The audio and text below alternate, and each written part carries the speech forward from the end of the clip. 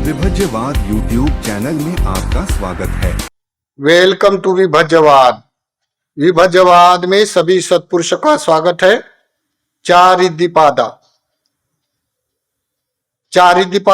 छंद रिद्धिपादा, वीर्य रिद्धिपादा, चित्त रिद्धिपादा और मीमांसा रिद्धिपादा। संसार में जो कोई मनुष्य अष्टांगिक मार्ग से लौकिक धर्म में चार रिद्धिपाद का अभ्यास करता है, वो मनुष्य बड़ा बलशाली हो जाता है। बलशाली होने से उसके जितने भी महाभूत उपादायित होता है उसका कोई असर नहीं हो जाता है। जिसका अभ्यास चार रिद्धिपाद से होता है वो मनुष्य अपने आयु कल्प भी बढ़ा के जी सकता है। और उसको जो चार रिद्धिपाद का अभ्यास करने वाला छंदगामी होने से वो जल्दी से जल्दी विमुक्त ज्ञान दर्शन को पा लेता है। तो ये चार रिद्धिपादा का अभ्यास करने वाला ये सिद्धार्थ बुद्ध काल में जिन्होंने महाभूतों का अभ्यास करते हुए छंदगामी होते हुए अभ्यास किया है। जैसा जो कोई पुण्य कर्म में छंदगामी होता है उसका अभ्यास हो जाता है, वीर्य करता है। वीर्य करने के कारण वो मनुष्य उसका चित्त वैसे बहुत सारे वस्तु को अपने वशीभूत कर लेता है। और ये मीमांसा यानी जो प्रज्ञा का क्षेत्र में होता है वो विपर्यास नहीं करता है इस रिद्धि भाव का। जैसे लोग चमत्कारी बातें बोला जाता है, ये रिद्धि भाव अभिज्ञा का वो विपर्यास नहीं करता है क्योंकि वो मीमांसा रिद्धिपादा होता है। तो देखिए चार रिद्धिपादा का अभ्यास करने वाला वो संसार में ये सम्यक संबुद्ध के काल में, सिद्धार्थ बुद्ध के काल में एक जिसने चार रिद्धिपादा का अपने अन्य अन्य जन्म का अभ्यास किया हुआ एक महानुभाव लेके ये सिद्धार्थ बुद्ध के काल में उत्पन्न हुआ। उत्पन्न होने से एक अपने गरीब अपने घराने में उत्पन्न हुआ। उत्पन्न होने के बाद जब उसकी प्रसव पीड़ा जन्म होने का समय आ गया तब वो प्रसव पीड़ा के कारण उसकी मां मर गई और वो पेट में बच्चा रहा। देखो पेट में बच्चा रहने से फिर उसको बड़ा आपद आ गए। तो पेट में बच्चा मरा हुआ करके जब गर्भ से बाहर नहीं आता तो बच्चा भी मर जाता है। ऐसा करके उन्होंने लोगों ने उसका अंतिम संस्कार कर लिया। अंतिम संस्कार करने के कारण जब वो दूसरे दिन उसकी वाली जो राख होती है वो उठाकर नदी में डालने के लिए संस्कार करते हैं मनुष्य को। तो नदी में डालने के लिए सब गांव के दूसरे दिन चले गए लोग। चले जाने के बाद उसका जो राख का जो पुंज दिखा उसको उसने देखा, छेड़ा तो बोलता है ये गोल गोल दिखता है, सब जल गया, लेकिन ये गोल गोल क्या वस्तु है, ये जली क्यों नहीं। एक जने ने उसको काड़ी से ऐसा उसको दबोचने के कारण उसके जो गर्भ में बच्चा था वो मरा नहीं था। देखो कितना अद्भुत है, वो मरा नहीं था। उसकी मां तो जल के राख हो गई लेकिन वो मरा नहीं होने से उसकी जो काड़ी से दबोचा वो उसको आग को लग गई। आग को लग जाने से वो रोने लग गया। रोने लग जाने के बाद गांव वाले ने बड़ा अद्भुत ये चमत्कार है करके उसकी वाली कीर्ति फैल गई। कीर्ति फैलने के कारण वो 7 साल में सम्यक समुद्र के पास जाके प्रवचित हो गया। अभी छोटा सा नन्हा सा बच्चा प्रवचित हुआ, लेकिन उसने महाभूतों का अभ्यास करने के कारण महारिद्धिमान भाव उसका वाला देख कर तथागत तो जानते हैं, सबका रिद्धि भाव जानते हैं, कौन कितना कहां से आया है तथागत यथाभूत ज्ञान दर्शन से जानते हैं। तो वो श्रमणों में भिक्खु संघ में वो विहार करने लगा। एक बार की घटना ऐसी हुई जब कोई भिक्खु कोई दिशा में दूसरे गांव में जाने के लिए तथागत के पास आए। बोलते भगवान हम दूसरे गांव में ये रास्ते से दूसरे गांव में बहुत दूर दराज का गांव है, वो गांव में हम लोग धर्म प्रचार हेतु अपना वर्षवास के हेतु हम जा रहे हैं। अभी वो रास्ता तो भया था, तो चोर का रास्ता था, वहां के बलि देने वाले लोग थे। तथागत जानते हैं। तब तथागत बोलते हैं ये छोटे बच्चे को भी ले जाओ। अभी तब बोले बच्चे को ले जाओ तो वो भिक्षु ने उनको भी श्रमणों के साथ में लेके चले। तो वहां गांव में एक त्योहार था और त्योहार था। ऐसे जाते जाते दूसरे दिन वो अब एक पड़ाव में रुके, तब वो गांव का त्योहार था और मनुष्य की बलि दिया जाता था वहां पे।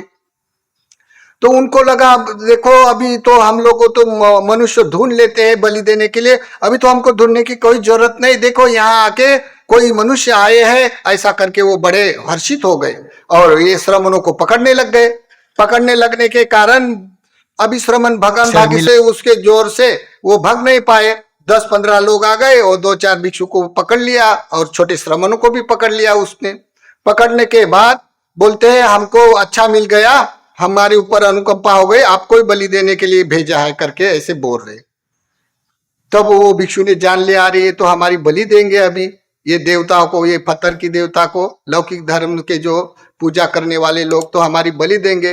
तब वो बड़े बड़े भंती जी बोलते हैं कोई बात नहीं, बलि देना है तो हम अपना कर्म समझकर हम स्वीकार कर लेते हैं, लेकिन ये छोटे बच्चों को छोड़ दो।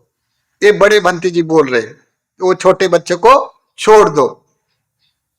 तब वो छोटा बच्चा बोलता है नहीं नहीं नहीं, ये बड़े महाथेरो है, ये बड़े पुण्यवान है, उसको बड़ा मारने से बड़ा पाप लगेगा, मैं तो छोटा हूं, मुझे तो कुछ होगा नहीं, मुझे काट दो, मुझे बलि दे दो, ऐसा वो छोटा बोल रहा। अभी देखो ऐसे करते हुए किसको माने तो बोलते चलो 2-4 जने को काटने से ये छोटे बच्चों को ले लो। तो छोटा बच्चों को लेके उसने बिठाया। जब तलवार चलने लग गई, उसका वाला हथियार चलने लग गया, तो वो बच्चे के ऊपर प्राण नहीं हो रहा, पत्थर की तरह आवाज आ रहा। वो जब उसके गर्दन के ऊपर वस्त्र चलाता है, शस्त्र चलाता है, तब पत्थर की तरह आवाज आता है, लेकिन उसको कुछ नहीं होता। वो मारने वाले सब थक गए, हैरान हो गए, लेकिन वो बच्चे को कुछ भी नहीं हुआ। तब वो बोलते हैं ये अद्भुत चमत्कार है, ये अद्भुत मनुष्य है, हम ऐसा नहीं करेंगे, आज से हम हिंसा नहीं करेंगे। उसने अपना मन, उसके वो बच्चों को इतना बल देखकर उनकी सदा बदल गई। बदल जाने से फिर वो तथागत के पास, बदल जाने से वो बच्चों को छोड़ दिया और ये बड़े बड़े भिक्खु भी उनके साथ आ गए, रिटर्न आ गए भगवान के पास। बोलते हैं भगवान क्या हेतु है, क्या प्रत्यय है, हम नहीं जानते, इसी कारण आप लोगों ने ये छोटे बच्चों को ले जाने के लिए कहा था। तो तब तथागत बोलते हैं हाँ मैं जानता था, आपका बल तो नहीं था, लेकिन ये जो महानुभाव, जो 4 महाभूतों का अभ्यास करने वाला न जाने कितने जन्मों से अभ्यास करते हुए आया है, इसी कारण आपका रक्षा को धम्म का विजय कर दिया उन्होंने। ऐसा करके भगवान ने उन छोटे बच्चों को, जिसका महानुभाव रिद्धि भाव होता है, उसका महानुभाव प्रकाशित किया और अपना धर्म का विजय पा लिया। तो मतलब है 4 रिद्धिपादा, ये जो कोई मनुष्य छंद से, जिसका छंद होता है वही बात करने की, करते करते वो बात अपने वशीभूत हो जाता है। जिसका वीर्य रिद्धिपादा, तो वीर्य रिद्धिपादा से भी वो मनुष्य अपने में वशीभूत कर लेता है, उसका हमेशा प्रयास होता है और चित्त उसका वशीभूत हो जाता है। और हो जाने के बाद वो प्रज्ञा संगत करने से उसका विपर्यास नहीं करता है चमत्कारी बातों का। लेकिन जहाँ संग में कोई हानि हो जाती तो उसको सामने आना पड़ता है। तो इसी कारण छंद रिद्धिपादा, जैसे कि हेतु प्रत्यय में जैसे तीट पट्टान में आता है, अधिपति पच्चेन पच्यो चंद संपुयुक्त कारणं च धम्मानं तन समुत्थानं च रूपानं अधिपति पच्चेन पच्यो छंदाधिपति छंदा तन संपुयुक्त कारणं च धम्मानं तन समुत्थानं च रूपानं अधिपति पच्चेन पच्यो वीर्याधिपति वीर्य तन संपुयुक्त कारणं च धम्मानं तन समुत्थानं च रूपानं अधिपति पच्चेन पच्यो चित्ताधिपति चित्त तन संपुयुक्त कारणं च धम्मानं तन समुत्थानं च रूपानं अधिपति पच्चेन पच्यो मीमांसाधिपति मीमांसा तन संपुयुक्त कारणं च धम्मानं तन समुत्थानं च रूपानं अधिपति पच्चेन पच्यो ये धम्मा अधिपति गुरु कत्वा ते धम्मा ते संग चित्त चेतसिका धम्मा ते धम्मा ते संग धम्मानं अधिपति पच्चेन पच्यो।